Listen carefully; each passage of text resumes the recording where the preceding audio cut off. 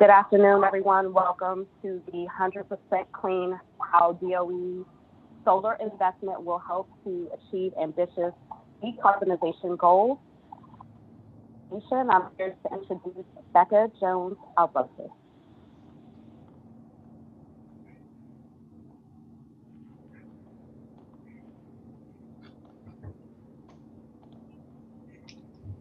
Hello and welcome everyone to our virtual event.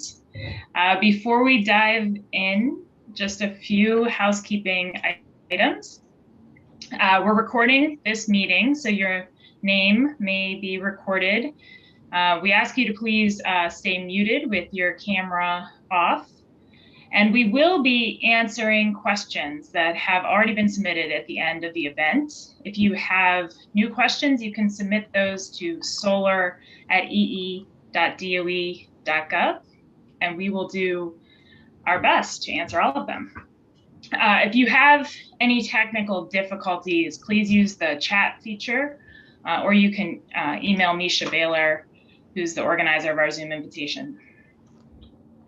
So with that, let's jump in. So my name is Becca Jones-Albertus. I'm the director of the U.S. Department of Energy Solar Energy Technologies Office, and welcome to our stakeholder webinar. I'm thrilled to be joined today by U.S. Department of Energy Secretary Jennifer Granholm and Acting Assistant Secretary of the Office of Energy Efficiency and Renewable Energy, Kelly Speaks-Bachman. To start things off, it's my honor to introduce the Secretary of the U.S. Department of Energy, Jennifer Granholm, who's leading our agency as we tackle the global threat of climate change and create opportunities for this country to lead in developing new clean energy technologies. With her deep background and expertise in clean energy, policy and industry, Secretary Granholm is going to be focused on stimulating the U.S. economy, creating good paying jobs, and positioning the United States to be a global leader in clean energy. Secretary Granholm, I'm so glad you're here with us today to share this exciting news from the Solar Office, and I'll turn it over to you.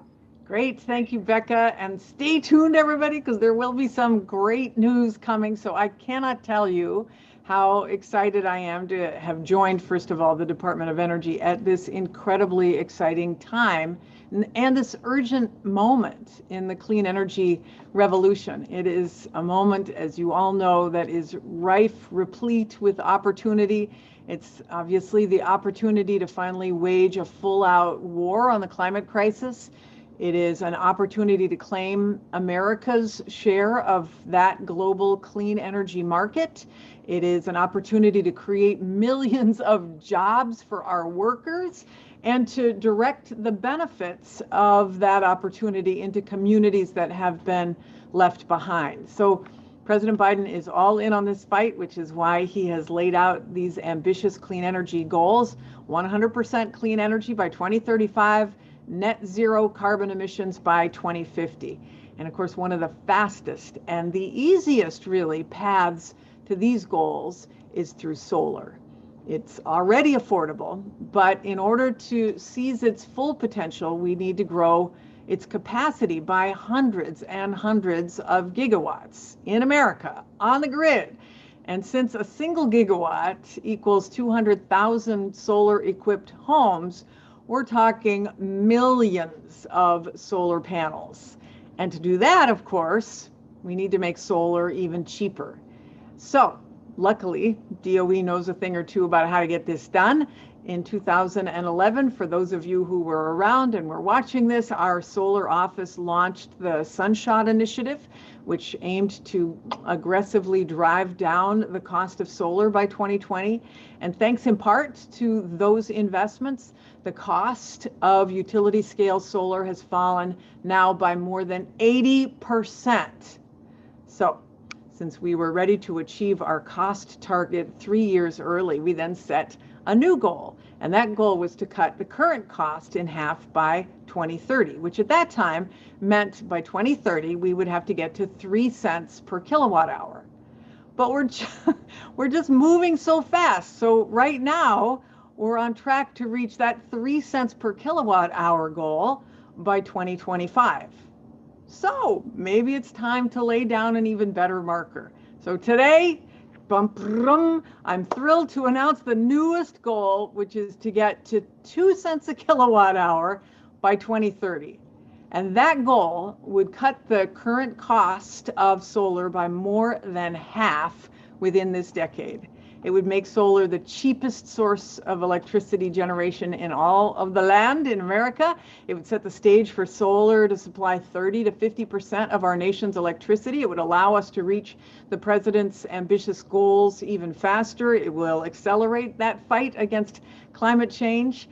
Super exciting. So, to tell us how, we have a message for the group from none other than Gina McCarthy, who is President Biden's National Climate Advisor.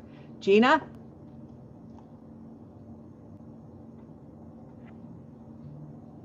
Hi, everyone, and thanks, Secretary Granholm, for that terrific introduction and for all the energy and excitement you bring to your work every day. You are just amazing. And I'm lucky to be with all of you to confirm what you already know. President Biden gets it. He knows this pandemic has been horrible. And with the American Rescue Plan in hand, we can begin to feel a sense of not just relief, but real hope again. So now it's time to turn our attention to the task of rebuilding our country again, putting the millions of people back to work who have lost their jobs. We need to invest in our infrastructure again, bring back manufacturing in our country, and grab back the supply chain that we've offshored for far too long. So it's time to open up opportunities for good paying union jobs and invest in the environmental justice communities across our country that have been left behind. So how? You're it. Clean energy is our future. It's how we will grow jobs, raise all of our communities, and beat this climate crisis. That's why President Biden is calling for a net zero economy by 2050. And over the next decade, we have to get moving because it's time that we chart that path forward together. And we all can get there. We know that American innovators, like all of you at this meeting today, are already hard at work building that future. Solar's been playing a major role in rebuilding our country's energy infrastructure for the past decade. In fact, solar represented 40% of the power that came online in 2020 because it's not just cost competitive and less expensive, it is our future. And if we think about working together with more ambitious goals in concert with the $125 million in investments announced today, we can win the future for our country. So thank you for everything you're doing. I'm excited about what the future is going to bring. I just love her so much. It's so great. So we know why this work is so important, but don't just take it from me. Don't just take it from Gina. We want you to see it for yourselves. So we're going to do a little bit something different today. We're going to take you on some virtual tours of the places where cutting edge solar work is already underway. So first up, we're heading to one of the sunniest states in the country, Arizona. We're going to see a solar cell manufacturing facility at Arizona State University. Hit it.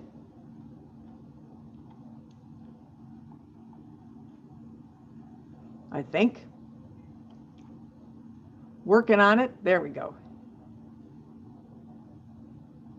Arizona State University's Solar Power Laboratory has a silicon pilot line production facility.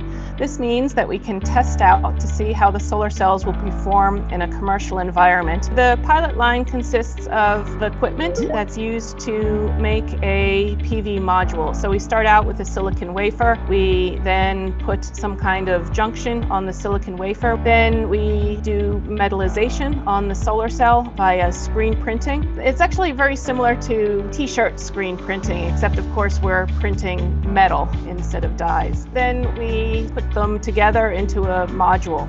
So we can do the entire fabrication process here. We started the pilot line in 2009, so it's been going now for about 11 years or so.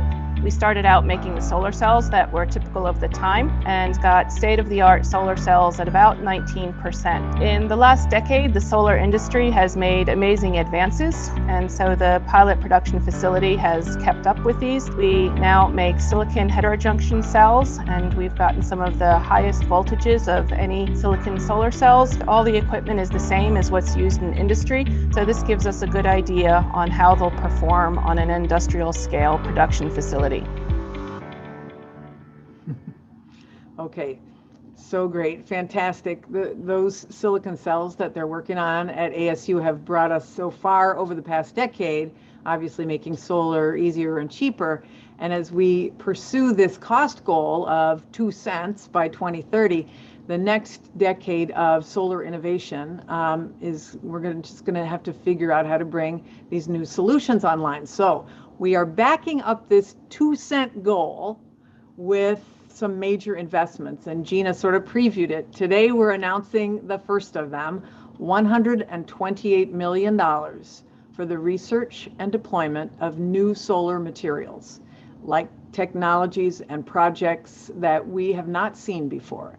The funding is going to help us unlock cutting-edge solutions that drive down costs even further. It's going to create new opportunities for American companies to lead the clean energy revolution. $128 million, a lot of money. So let's break it down. So first, we're going to dive into photovoltaic solar technology, what most people think of when they picture solar panels on roofs and buildings or in fields along a highway.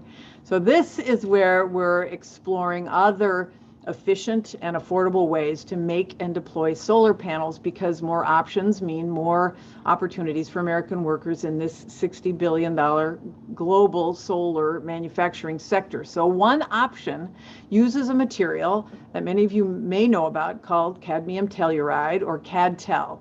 So CadTel modules were first developed right here in the US, and today they make up more than 20% of solar modules that you see installed across the country, and the emerging industry employs about 13,000 people.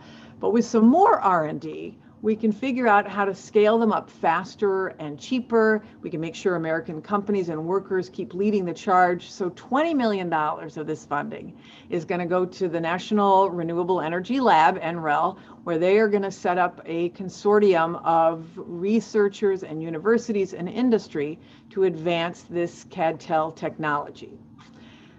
The second material that we're going to focus on is perovskite.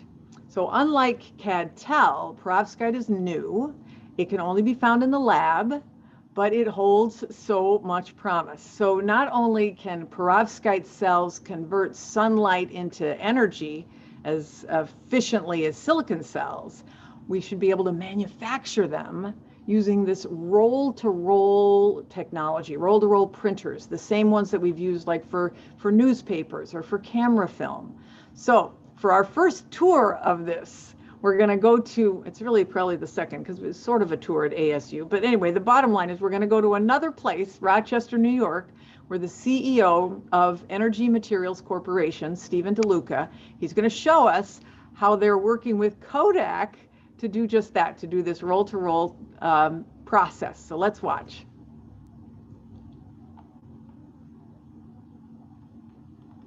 Our concept is to manufacture perovskite-based solar panels, complete solar panels made inline roll-to-roll. And what that means is that we are printing all of the layers of the perovskite device inline, all processes happening at the same speed. What that allows you to do is get to the lowest possible manufacturing cost and also the lowest capital cost to build manufacturing assets.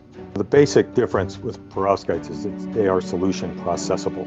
You can make an ink out of perovskite and you can print it. So that enables high speed, high throughput manufacturing. But in the end, what this technology allows you to do is get to very low cost and very low capital cost to build factories, because all you're doing is building a printing press, basically, instead of the 5 different factories you need to make a silicon solar panel. One inline production tool, we're running at our target speed of 100 feet per minute. That is a 4 gigawatt per year production tool. So it's a very different scale than what most people talk about when they're thinking about PV production lines. We're in a process process called scale-up right now, and that scale-up is going from little lab devices to making high-speed roll-to-roll devices. The really hard part is the speed and getting all of the layers to print at the same speed. So that tool that we're working on now is a real industrial tool that was built by Kodak as a pilot production line. If we want to get to the targets that have been set out for renewable energy, we have to have a drastic expansion of manufacturing capability for solar panels. And what's really exciting is we have a way to do that with an order of magnitude less capital cost to build factories with a product that has less than half the manufactured cost of existing solar panels. Okay, I love this. All right, so Stephen, that was awesome. If you're still there, tell us a little bit about some of the challenges you're facing as you try to bring this technology to market. Oh, you got to unmute. Can I see? I think he's muted. Do you see him? I can't hear him. Let him in. Okay, I'm in. There we go. Okay. Yeah, so thank you for the opportunity here. Just for some context, we have significant advantages when we get to manufacturing scale, when we get to gigawatt scale, our economics win. But our near-term goal is getting out into the field and with new product off of that pilot line you just saw in 2022 and getting our 4 gigawatt factory up and running by 2023. So it's a very quick timeline to get to manufacturing. And our main challenge and our focus right now is about getting through that manufacturing ramp up. Right? So even though our capital requirements are an order of magnitude less, we still need significant capital to bridge the time from manufacturing startup through initial deployments and bankability. Right? And we need to do that in a market with highly subsidized foreign competition, as I think everybody knows. So that's the challenge, and what we're hoping and what we've just heard today is that there's a robust public-private collaboration in process now that can reduce those financial barriers and help us help enable the deployment of US-made product at massive scale. Awesome. Yep, we want to keep this help coming. I appreciate that. Thanks so much, Stephen.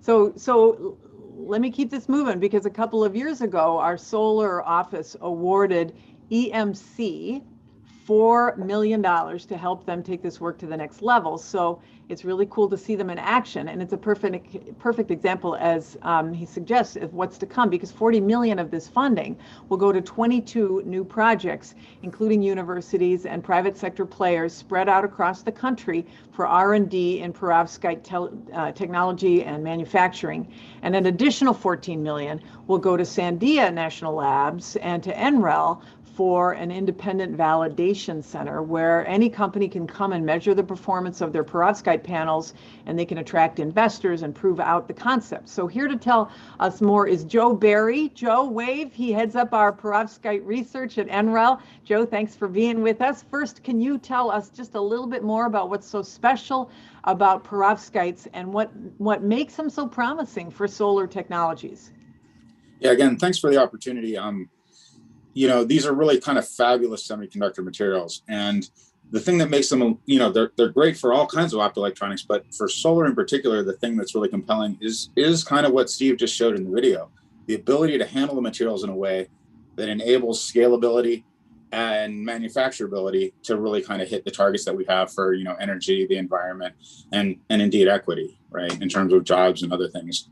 So if you look at the details of the material, the other thing that's kind of compelling is perovskites by themselves are really great absorbers, but we can also pair them with those silicon solar cells that we saw earlier. So we don't have to jettison all the other technologies that we have. Steve could print a semi-transparent kind of device, pair that with a silicon solar cell to make the silicon better than it would be otherwise. So it really is additive in that way. And that really is kind of different than what we have opportunities to do with a lot of other technologies. So in addition to that pairing and sort of the flexibility in the manufacturing process, are there other things that we should be doing to make the technology commercially successful? Well, we're trying to do this faster than we've ever done for any PV technology. So it really is kind of an all of the above approach. And I think Steve hit on it, right? We need essentially these partnerships between universities, national labs, with an eye on exactly what the problems are for industry. so that we can make sure that we have kind of a forward-looking kind of way to identify problems before we hit them in the field, and we can overcome them more rapidly. So that obviously requires a lot of leadership from people like yourself and the CETO team in terms of sustained research efforts and R&D. So yeah, but I think if we do that, we'll be able to be successful. We have this united sense of urgency, Joe. Thank you so much for your contribution. But I'm telling you, as I keep saying, our hair is on fire. We only have a short amount of time to get this done. So, you know, with their help, we're going to see some of these perovskite technologies become available, which is why we are also putting out a $3 million prize for startups that can also help to get this research out of the lab and into the market. So, perovskites, remember that. All right, now we're going to shift gears for a minute and we're going to talk about the other technology we're going to focus on, which is concentrating solar thermal power, or CSP, as many of you know it. And for those of you who don't know it, CSP plants, they're built in some of the sunniest parts of the country. They use huge groups of these giant mirrors to reflect the sun's rays into or onto a receiver. And the receiver then takes all of that heat, which is hotter than like 800 degrees Celsius, and it turns that heat into energy that can spin a turbine or power an engine to generate electricity, which can also be stored for use when the sun isn't shining. So CSP has the potential to be this very cheap on-demand source of renewable power, and it could also provide clean power or heat for big industrial processes that currently produce 20% of America's carbon emissions. So first, though, we need to figure out how to make these projects more efficient and more reliable. So that's why we are investing $25 million with Sandia National Lab in Albuquerque to plant and build a demonstration facility for these cutting-edge Gen 3 plants. So for our next tour, let's check in with Cliff Ho at Sandia's test facility, which you really need to see from above. Concentrating solar thermal power uses a large array of mirrors to focus and concentrate the sunlight onto a receiver that conventionally has a heat transfer fluid, molten nitrate salt, flowing through tubes. That gets heated to just under 600 degrees Celsius. And once that's hot, it can be stored for use even when the sun's not shining to spin a turbine and generator for large-scale electricity production.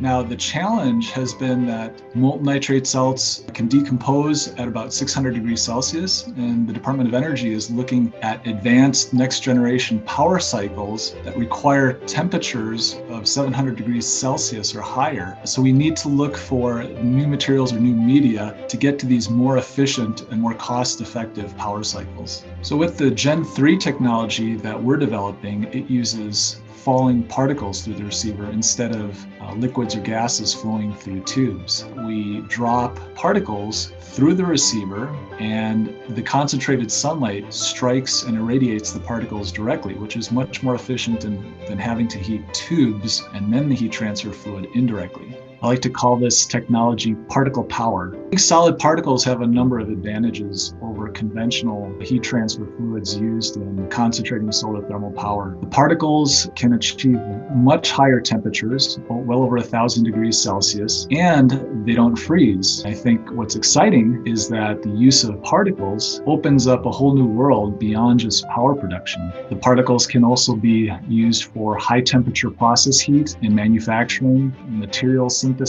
cement making. The future of CSP and Gen 3 using solid particles is really exciting. Okay, Cliff, you're with us, right? Wave your hand. So, Cliff, I mean, particle power, love this. But this kind of CSP technology, it seems like it might be a way off. What is the pitch for developing this technology now? Well, I think it's important to realize that CSP technology has been around, and there's actually nearly 10 gigawatts of CSP either operational or under development throughout the world. I think the pitch, though, for now is that up until now, when states have been trying to fulfill their renewable portfolio standards, they've just been going with the low bid, which has been, as you said, photovoltaics, really cheap, photovoltaics and wind.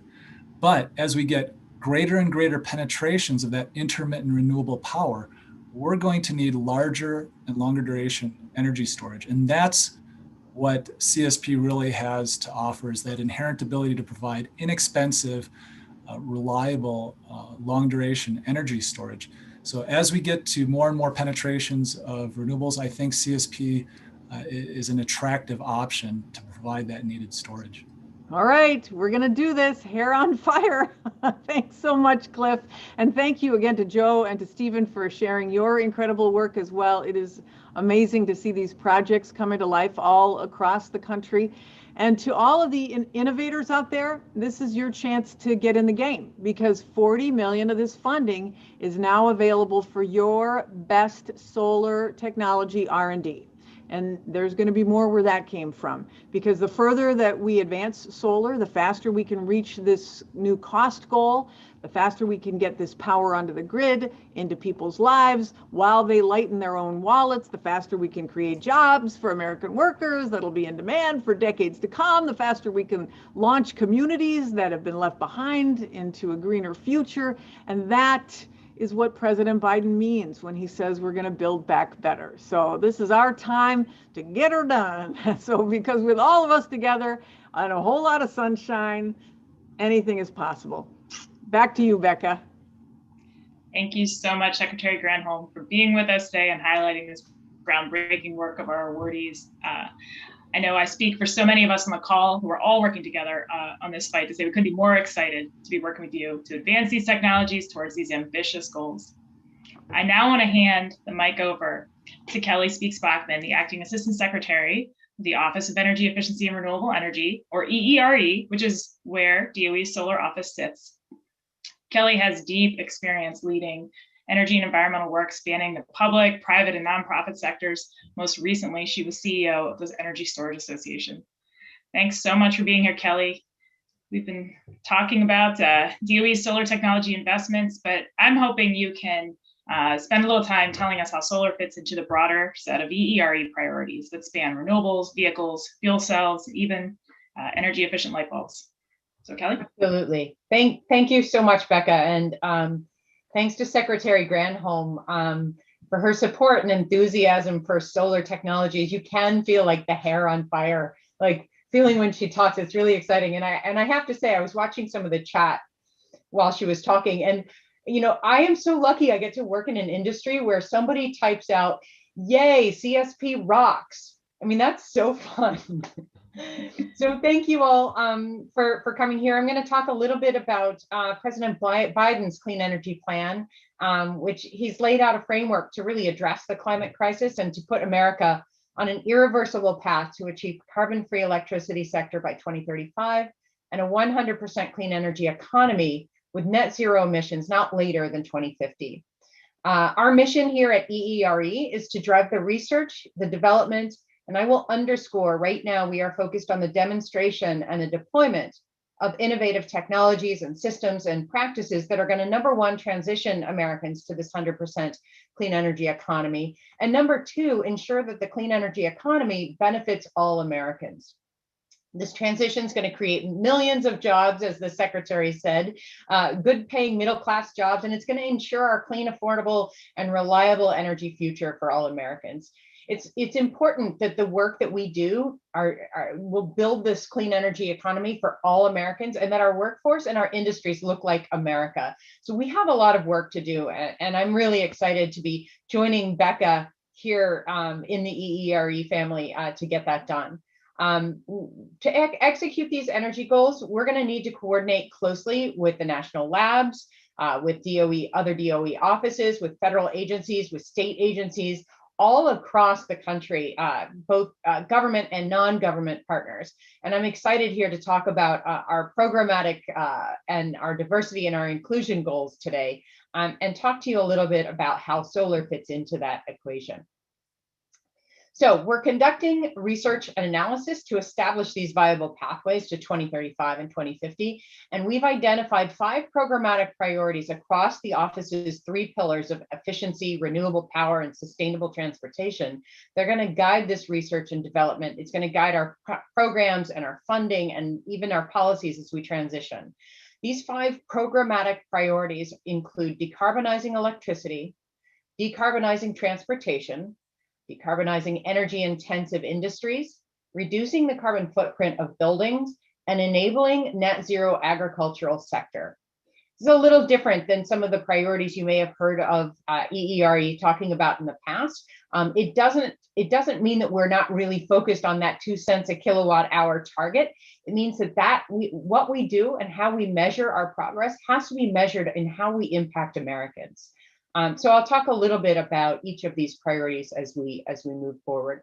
The first is to generate all of our electricity from clean renewable sources by 2035. And to get to this transition, we're going to need to continue to make major strides to integrate more renewable energy generation into the grid, ensuring it's reliable and secure and resilient as it evolves. So to accomplish this, we're going to need to, number one, drive down the costs of large-scale renewables like wind and solar and geothermal. We're going to proactively support the permitting and the deployment of renewable generation. We're going to ensure renewables are integrated into a resilient power system with enough flexibility. That includes generation, demand, and energy storage technologies. And we're going to reduce our dependence on critical materials. So you can see how this is really addressing the workforce and how we're going to be needing to pull that in. But it's also going to take a combined effort of grid analysis and technical assistance across all the Department of Energy offices. So that includes the Office of Electricity, our Office of EERE, and the fossil office. And it's going to take our national labs to support the decisions that are going to be made by system planners, by regulators and policymakers to accelerate to this decarbonized grid. You heard earlier from Secretary Granholm today that our goal is to cut the cost of solar electricity in half over the next 5 years, and down to 2 cents is the most immediate. That's going to make solar the lowest cost source of new electricity generation in the country. So solar has a huge role to play in this first goal of decarbonizing the US electricity system. Second programmatic priority is to decarbonize transportation across all modes. That's air, sea, rail, and road. Our team's working to set ambitious goals in each of these modes. For sustainable EVs in particular, the President's vision is to deploy 500,000 new public charging points by 2030. And for that to happen, we have to address the technical and the cross-industry coordination needs for a national EV charging infrastructure that's going to align with this move to a high renewables grid. And so there's no doubt solar is going to be playing a big role in this. Priority 3 is to decarbonize the energy intensive and high greenhouse gas industries. These processes currently contribute as much as 20% of the nation's carbon emissions. And we're going to develop specific roadmaps to guide the research and the development activities across the department to be able to phase out these greenhouse gases. We're going to rely on renewable energy like concentrated solar thermal power in order to power industrial processes in that case. Priority 4 is decarbonizing buildings. Reducing the carbon footprint of the US building stock can really make a big difference. Right now it accounts for over 35% of US carbon emissions. And despite that, the fact that we have 125 million residential and commercial buildings using about 40% of the nation's energy, buildings waste at least 30% of the energy they consume. Improving building efficiency is going to be essential to decarbonizing the grid by 2035 so that we need less generation sources. If we use less, we need to make less, and that's going to save all Americans money. The 5th priority is to enable a net zero agriculture sector. We can't transition to this clean energy economy by 2050 without assuming a whole of government approach. And since the agriculture and energy industries overlap, we're going to work closely with our partners at the US Department of Agriculture. And we're going to work to promote rural energy and to fund pilot and demonstration technologies that advance decarbonization of the agricultural sector, including photovoltaics and including bioenergy. As to solar, the co-location of solar with crop or livestock production or pollinator habitats can help to optimize both energy and agricultural production and may offer some opportunities for us to increase the overall value of solar energy. So I just went through the 5 programmatic priorities, and I just want to also mention that we're determined to advance diversity, equity, and inclusion in the STEM and across the entire clean energy workforce. We all know that the pandemic destroyed millions of jobs, including hundreds of thousands in this clean energy industry. As President Biden says, his climate plan is actually a jobs plan. So we're going to be at the forefront in DOE to scale up the emerging technologies that are going to put Americans into construction, into skilled trades, and into engineering to work towards building that new American infrastructure and the clean energy economy while supporting workers affected by this energy transition. We're going to increase outreach, and we're going to raise the awareness of clean energy research, and we're going to raise awareness of the job opportunities that are there at minority serving institutions and minority professional organizations. One of the ways we already do this is through our funding opportunities. We have the chance right now already to ensure that organizations receiving ERE's funding are thinking through their diversity and equity in their own work, and we're going to call them on it in our funding opportunities. We're also committed to funding workforce training opportunities and collegiate competitions that are so much fun in order to prepare that new future clean energy workforce. It's more important than ever because we need to create these jobs. And as Secretary Granholm says, she's obsessed with new jobs.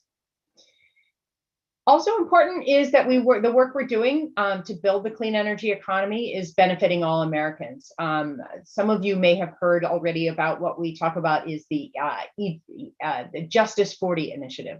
Across DOE, we're working to ensure that 40% of the overall benefits of all of our relevant investments are delivered to disadvantaged communities. We're going to consider the environmental justice and the equity impacts in the development and execution of all EERE projects across research, demonstration, development, and deployment. This means not only who we're funding and who these dollars are going to, but who the projects are impacting and who these benefits go to. You're going to hear more about our environmental justice and equity work from Becca later in this webinar, and I'm really excited to hear from her about that. So just in closing, we have a ton of work to do to meet this goal. As you can see, this is a very high energy leadership, and I'm so privileged to be a part of it and to be able to join Becca and her team in making sure that we are working to achieve this carbon-free electricity sector by 2035 and 100% clean energy economy by 2050. Can't do it alone. We need all the help we can get, and we're excited to take on this challenge with you all. So thank you very much for your time, and happy to answer any questions if you might have them. Thank you so much, Kelly. We're really excited to be working with you on these incredibly important and meaningful goals related to decarbonization, environmental justice, and equity. I'm going to take a few minutes now to talk a little bit more about the Solar Energy Technologies Office, our priorities under the Biden administration, and we'll go over again today's announcements. Secretary Granholm covered them so well, but there's so many of them that we think it's worth going through those just one more time so you don't miss them. So DOE's Solar Energy Technologies Office, our mission is to accelerate the advancement and deployment of solar technology. We're doing this to support an equitable transition to a decarbonized energy system by 2050, starting with the power sector by 2035. These are the president's goals. How we do this is advancing PV and CSP technology through research, development, demonstration, and also driving soft cost reduction with the goals of making solar energy not just affordable, but accessible to all Americans.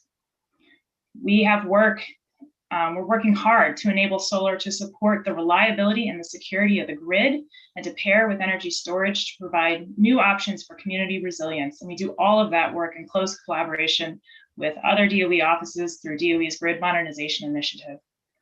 And while we're trying to grow solar deployment, it's critical that we look at the other benefits that can come from that work.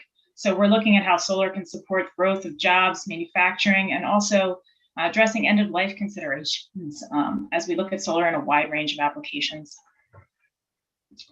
I want to highlight 4 priorities for our office. First, realizing a carbon-free electricity supply requires a big role from solar energy. Solar is likely to need to supply 30 to 50% of our electricity, meaning we're going to need to deploy solar 2 to 5 times faster than we're deploying solar today. Enabling this acceleration by opening new markets for solar. Kelly mentioned, work we're doing to co-locate solar in agriculture, for example, is one of these exciting new markets. Speeding permitting and interconnection processes, reducing environmental impacts associated with solar installations and decommissioning, those are all critical. And it's also critical that we bring energy justice to the forefront.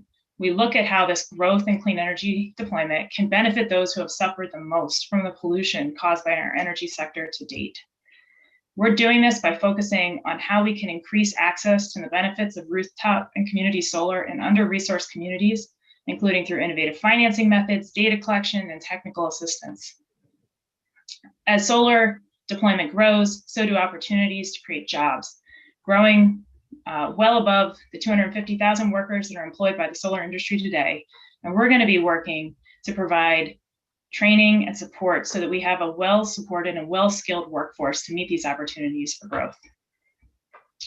Second, a grid running on clean energy will be a grid that relies heavily on inverter-based technologies. Those inverters are connecting our solar, most of our wind, and our battery storage technologies into the grid.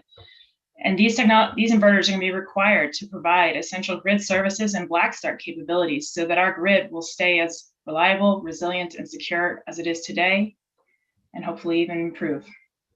We know these technologies can provide these functions, but we need to continue to learn how to do this most effectively. Third, as you heard from Secretary Granholm so well earlier, we have to continue to reduce the cost of solar electricity.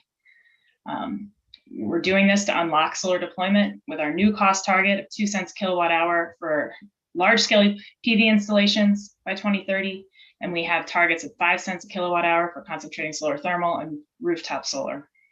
This is going to require technology innovation, longer system lifetimes, and lower soft costs.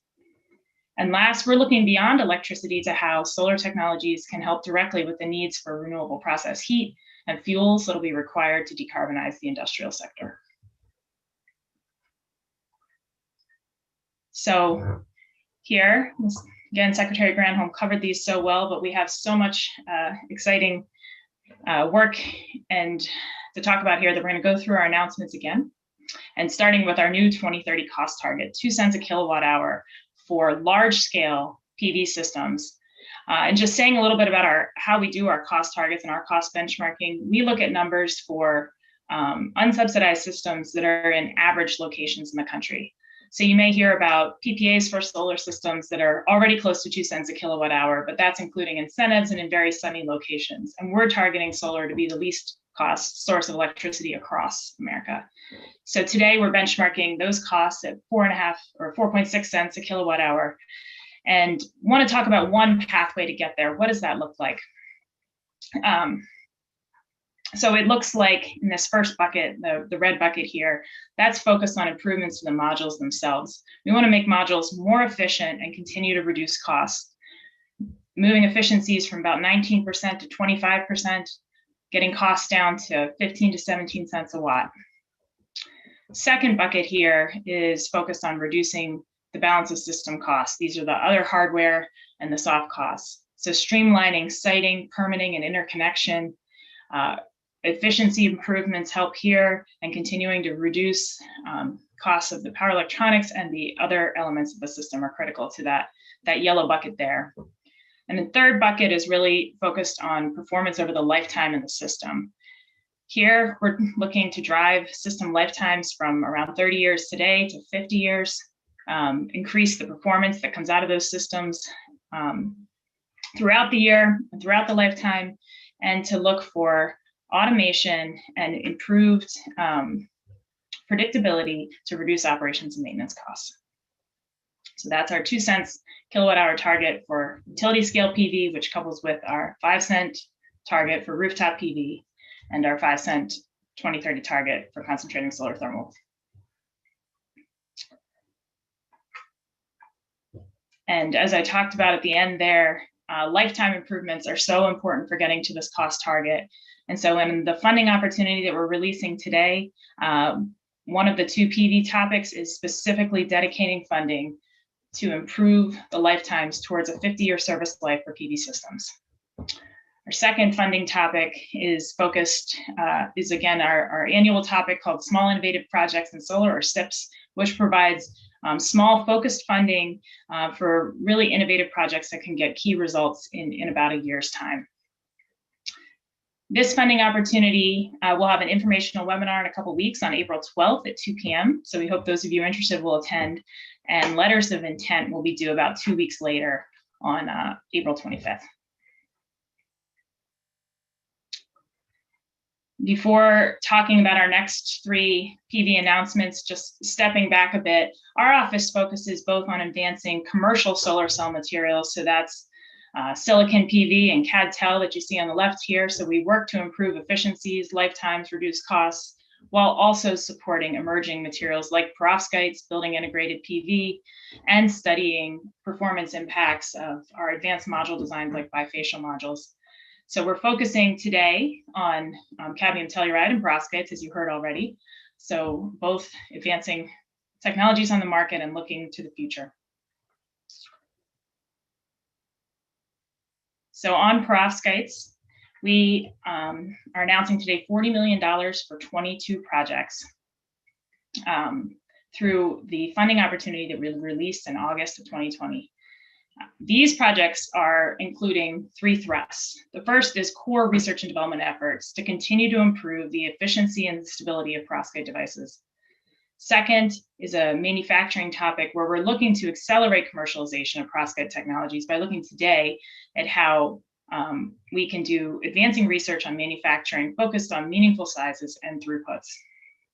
And the last topic, which you heard from Secretary and Joe earlier, this is where Sandia and NREL are going to be working together on a bankability center that's focused on establishing standard test protocols and accelerated life testing, as well as field validation, to really improve our confidence in the performance of perovskite technologies and increase confidence in investors in those technologies. We're also today looking to accelerate the growth of perovskite industry through the Perovskite Startup Prize, which is the latest in the American Made Challenges Prize Network. Here, we're going to reward established researchers as they form new companies and hit key milestones. We have an informational webinar if you want to learn more about this $3 million prize competition. It'll be on April 13th at 1 p.m. Eastern. And third, as we heard earlier, is our Cadmium Telluride PV Accelerator Consortium, where we are awarding National Renewable Energy Laboratory $20 million to continue world-leading CadTel research and coordinate a consortium focused on enhancing the U.S.'s leadership and competitiveness in cadmium telluride research. In a little over a month, NREL is going to release a competitive solicitation to select the leadership for this consortium, which will then be working together with the broader research community to achieve 2030 goals of increasing U.S. CadTel PV production, reaching PV cell efficiencies 26%, and helping to support a decrease in CadTel module costs down to 15 cents a watt. NREL, at the link you'll have here, if you check the slides afterwards, there's a link where you can sign up to get the latest email updates from NREL about the consortium. Moving now to concentrating solar thermal power, where our research in this space really focuses on integrating CSP technology with thermal energy storage so that we can have solar power on demand, not just when the sun is shining. You see in the middle here, our cost target for CSP, as I mentioned before, 5 cents a kilowatt hour, which is about a 50% reduction from today's costs. And these are targets for CSP plants that have at least 12 hours of storage. To get to this cost target, we have several priority areas. One, which we'll talk more about in just a moment, you've heard already, is improving the efficiencies of the systems by driving towards higher temperatures above 700 degrees C. Second is enhancing CSP plant performance and reliability, also lowering installation costs, and developing, those are for electricity. And then we're also looking at how we can develop systems and components to allow solar thermal heat to support industrial processes.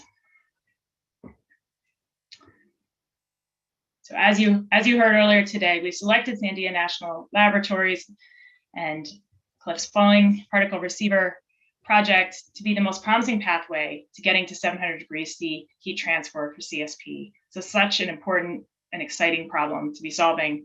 And so Sandia is getting $25 million to build a next generation multi-megawatt CSP plant that'll really test out this technology at scale and get it one step closer to market.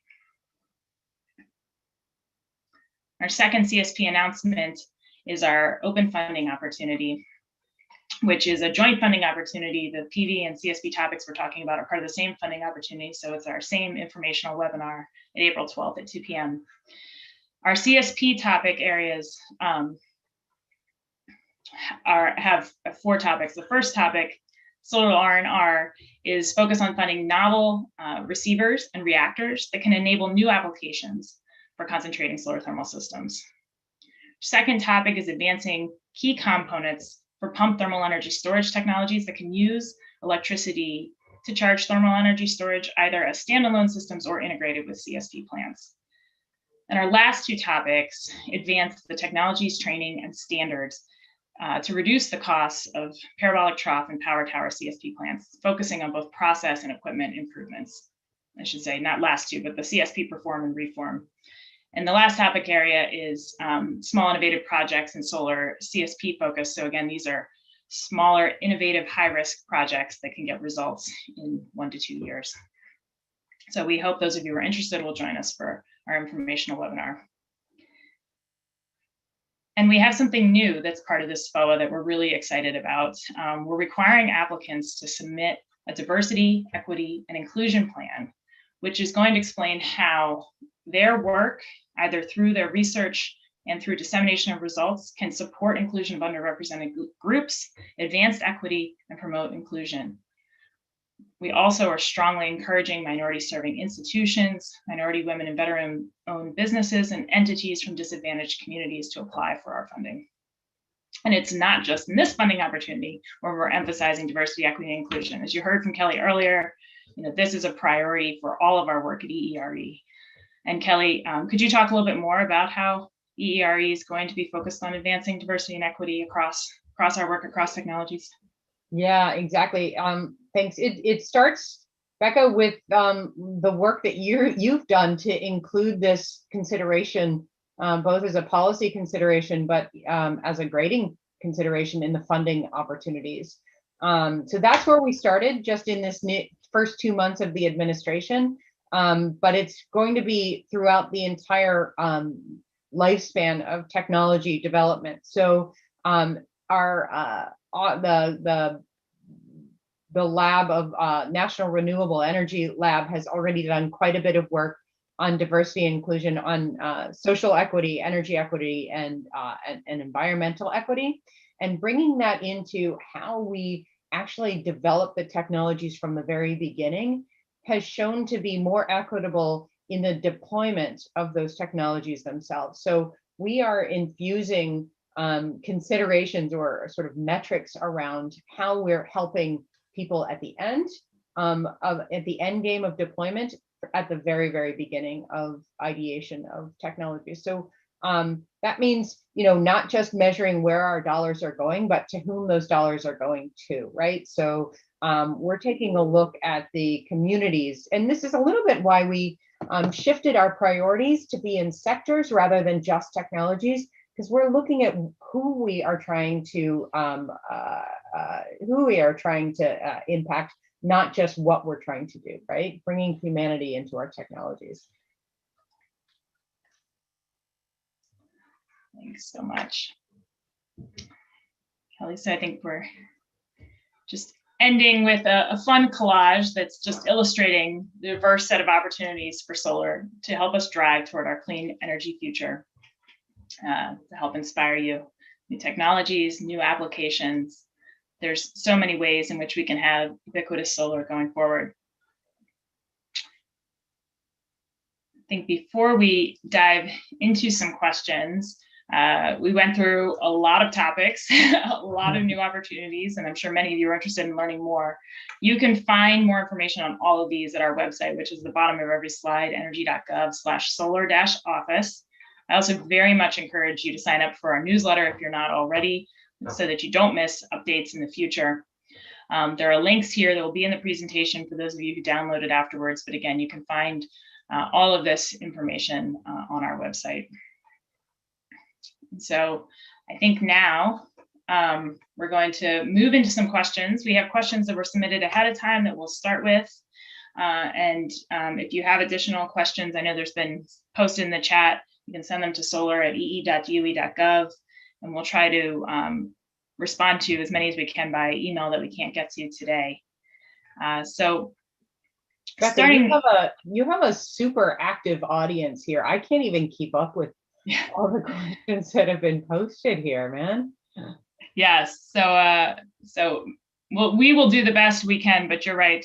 We will we will see what we could do. There's so many amazing questions here, and we are super excited about all of your energy and enthusiasm and engagement. Let me start with the first question for you, Kelly, which is we actually got two different questions kind of in the same vein. And it's, how do you see the solar offices and solar priorities interacting with goals for building decarbonization and decarbonization efforts in the transportation sector?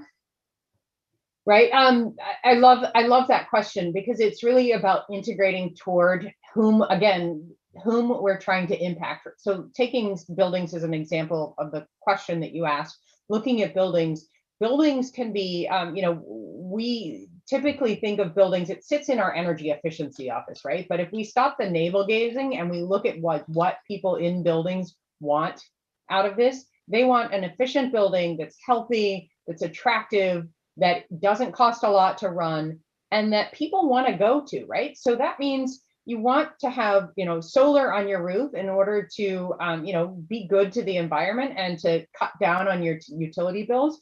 But first, you want to make sure that your building is healthy and that it doesn't leak so much that you're wasting all that energy that you have to put into dollars into the capacity of the solar on your roof. And then on top of that, you're a commercial building, you're going to want to see what you can do to integrate charging, electric vehicle charging, not just for electric vehicles, which are coming up and increasing in popularity so much, but also that if buildings can be, if interactive buildings can be a part of the grid itself, then you integrate the solar into the demand response and the other distributed energy resources and even storage, so that buildings can be its own standalone, or it can be a support to the grid, not just a draw from the grid.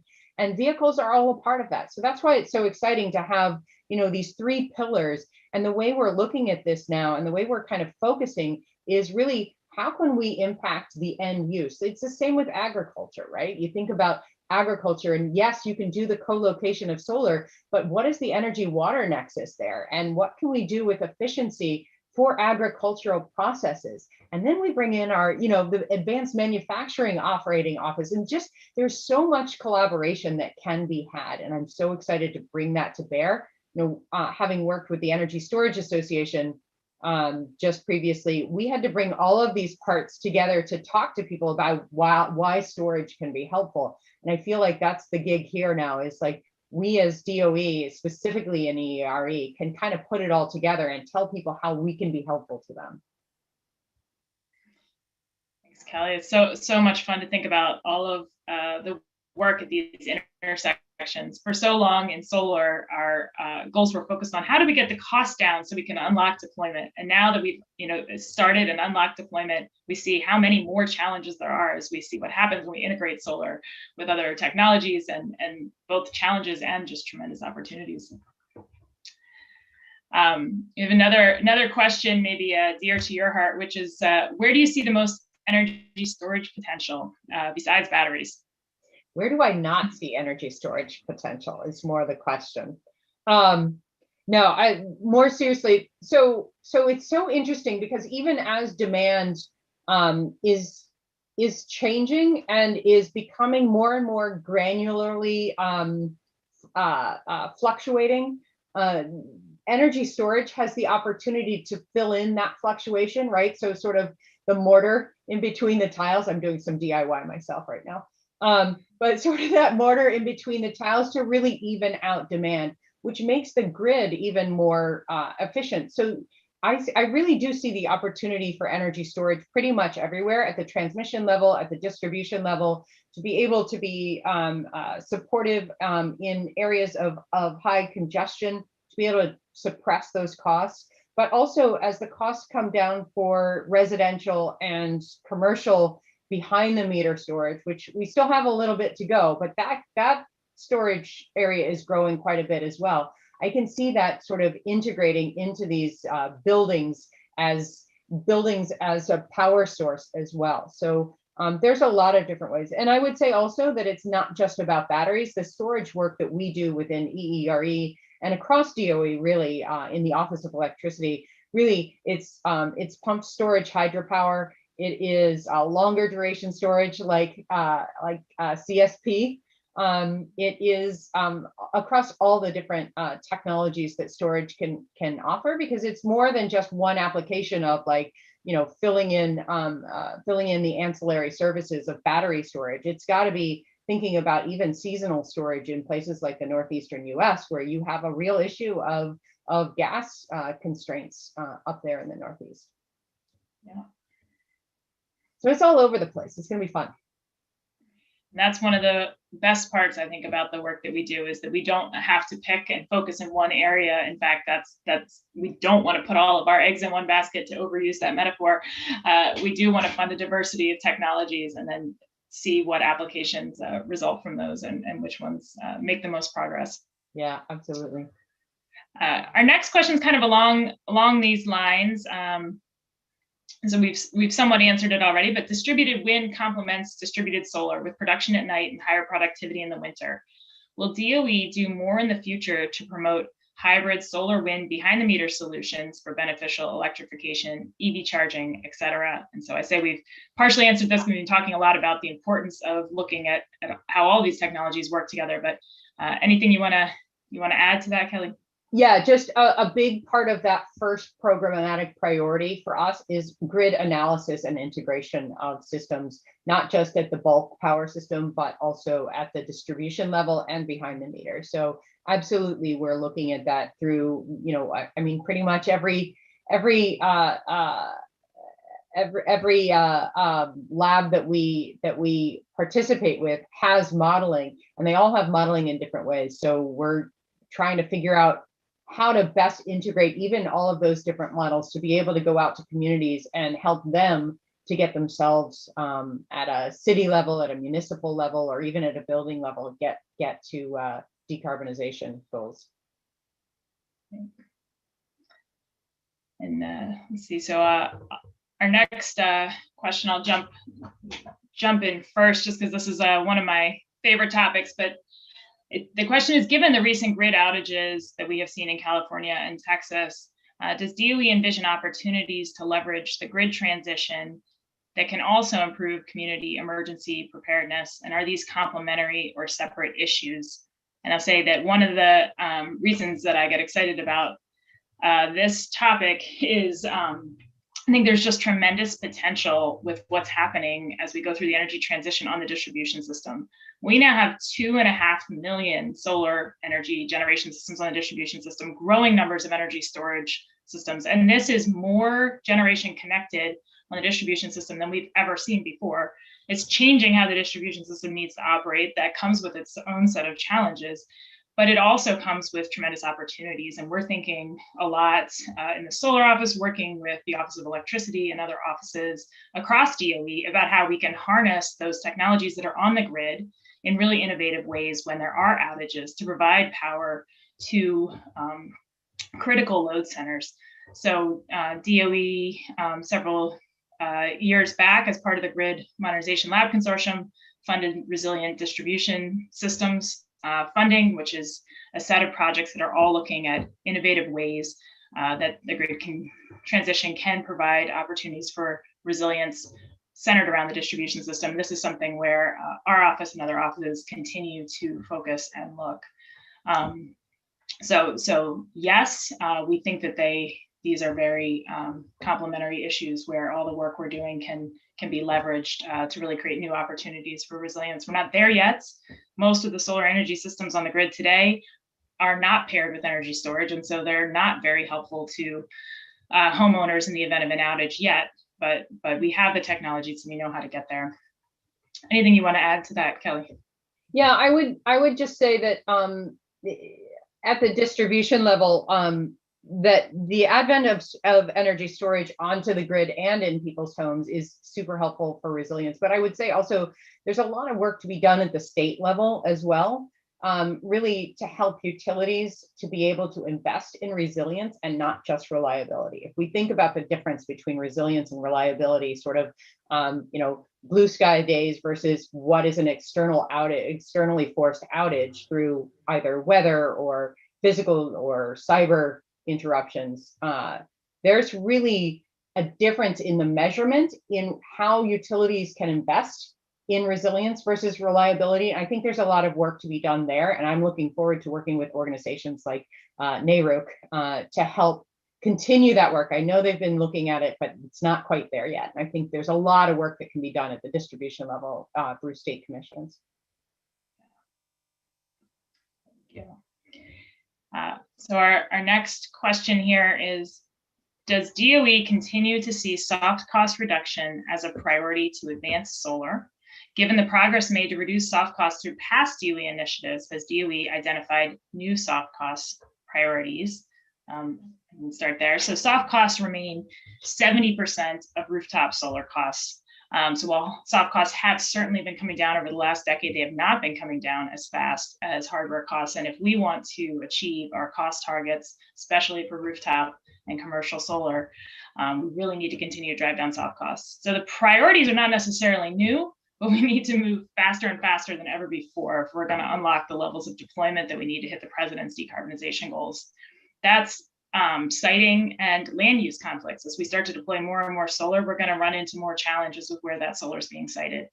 But that's where really exciting work on things like, as we've talked about a few times now, so co-location of solar and agriculture, showing that it doesn't have to be a trade-off, but there are some situations where there's real synergies there, looking at how we can deploy solar more effectively on brownfields.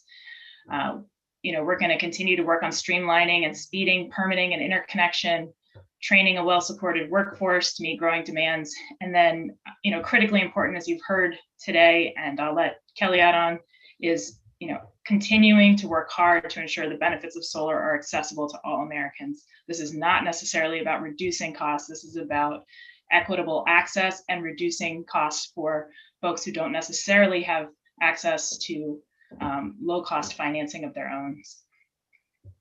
You said it well. So, I don't have anything to add. So big priority areas, a lot of really important work, and certainly going to continue to be a focus of ours. Next question I have here is, what is the plan for solar panels once they've reached the end of their life? Are there going to be recycling programs set up, or will they be disposed of in a certain way? So I'll say, before we get to end of life and recycling, one of our priorities is extending the lifetime of systems from the average kind of 30 years to 50 years. If we make systems last almost twice as long as they do today, we'll have substantially less waste. So that's a really important strategy where we're doing a lot of work.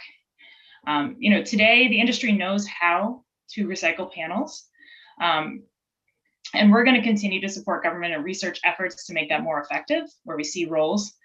But what happens as we get to end of life issues, some of that is going to be very likely shaped by policy requirements.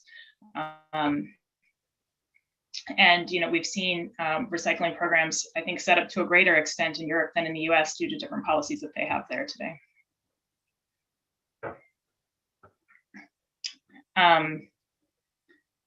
Next question we have here is, will DOE's priorities include a focus on solar development on federal or tribal lands?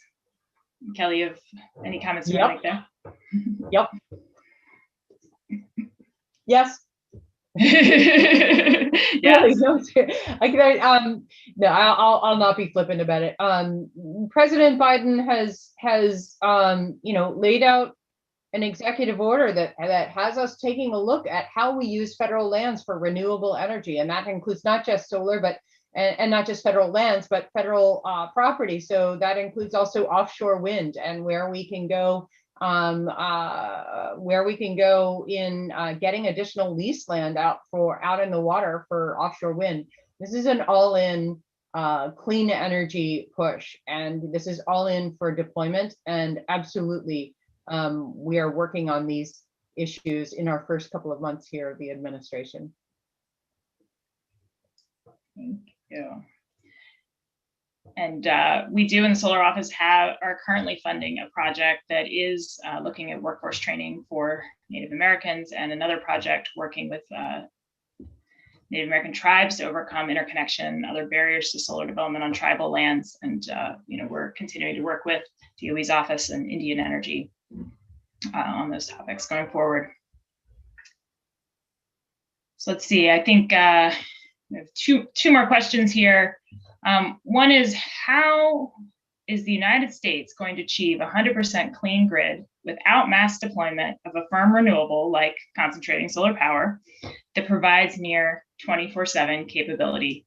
So I'll say that the answer is, to get to 100% decarbonized grid, we do need firm renewable capacity and or long duration storage. One thing that's exciting is that we have a lot of technologies, concentrating solar thermal, geothermal, a variety of long duration energy storage technologies, hydrogen, that are all working to provide options for that firm capacity. And I think we need to see cost reductions in all of those to be able to do that effectively. But we have a wide range of technologies that DOE is investing in to get us there. Anything you want to add, Kelly? No, absolutely. You're working as if you are a collaborative entity within EERE, and it's pretty awesome. Yeah, absolutely. It's going to take more than just simple PV, solar, and land-based wind. It's going to take a lot of different technologies that need to be applied and integrated. And that's why it's so important that we have the labs working with us to help us through what that's going to take in terms of integration. It's important that we develop as quickly as we can some of the newer technologies on energy storage, especially long duration energy storage, and improve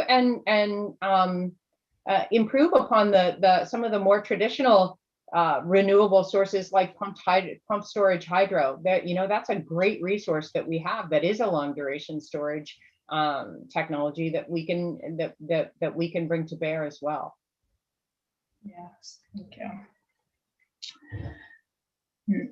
Last question I have here is, in developing smarter electric grids and microgrids, is the DOE working with community stakeholders like local governments, businesses, hospitals, and universities to maximize their use and optimize their interactions? And I think the short answer is yes, but we want to do so much more than we have been doing historically. Yeah. You want to say more? We have there? Great examples of work that we do with the states through our state energy program. We have intergovernmental programs. We have also our federal energy management program where we help even federal facilities to do that work. We have a lot of community outreach, I've found in my first few months here, we have a lot of different community programs among each of the offices. And what we're really trying to do, what Becca was alluding to, is pull those together so that we're focused on the community first and the community itself. And then we bring the tools to bear that can help those communities, rather than, each of the solar office and then the efficiency office all coming into the same community without coordination. So we do have a lot more work to do, but we are doing some really, really good stuff with a lot of the programs that we have already going. Thank you, Kelly. So I just realized I can call on my other panelists here. So Cliff, next question, why don't I let you take this? It's solar thermal technologies beyond CSP have applications for Air, water, and other fluid heating, in particular, industrial and agricultural applications are significantly underdeveloped. What do we want to say about how we can advance this technology for things other than electricity generation? Well, thanks, Becca. Yeah, that's a great question. And I did touch upon that in the interview. I really think one of the exciting things about this particle power for CSP is that it can really address all three of our energy needs. We talked a lot about electricity, but as you mentioned, there's also industrial process heat and transportation fuels even. So using reactive particles, you can create hydrogen through a redox looping process. And then, of course, we're generating heat. So industrial process heat is a significant contributor to carbon emissions. Over a quarter of greenhouse gas emissions is from industrial process heat. And I think DOE has been making a lot of investments in this. My colleague, Andrea Ambrosini, is working on ammonia production, key ingredient to fertilizers for food production. Tony McDaniel and his team over in California have been working on hydrogen production and generation using these redox reactions and concentrating solar power. So there's been a lot of investments by DOE. I think we're getting there. And I think the key is that we can achieve all decarbonization in all three of our energy needs: electricity, heating, transportation. Thank you, Cliff. And yes, as I said when I went through the priorities earlier, really looking at how solar technologies, especially the CSP side, can help supply needs for other segments outside of electricity is an area of growing priority for us at DOE as we really think about driving toward a net zero economy by 2050.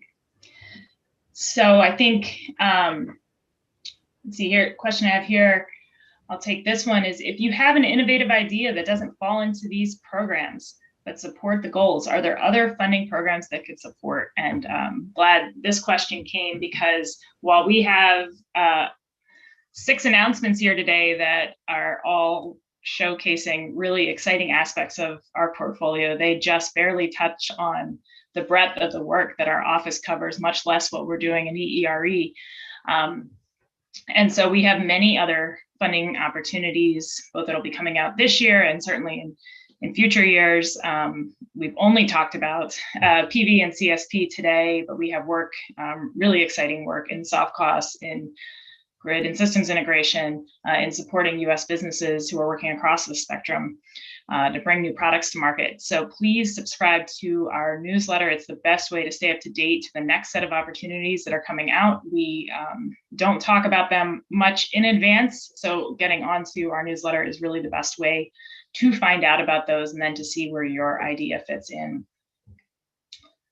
And I think this can be our last question, last one I have. And thanks to all of you, I'll say, who submitted questions. I know our team is swamped, so they've been sending me a few of the ones that have come in. And as we said, we will try to get back to as many as we can by email. But I know we haven't been able to handle the floods coming in. So this is the last one that I have here. As a solar farm developer, the permitting process at the local level is chaotic at best. Some localities have implemented forward-thinking policies, while others have put up roadblocks. As the full transition to a renewable grid is a national security issue, what role can the federal government play in ensuring that the building of solar farms do not get caught up in local zoning politics? So I will say we certainly recognize those challenges, and helping with zoning and permitting is one of the priority areas in our soft cost portfolio.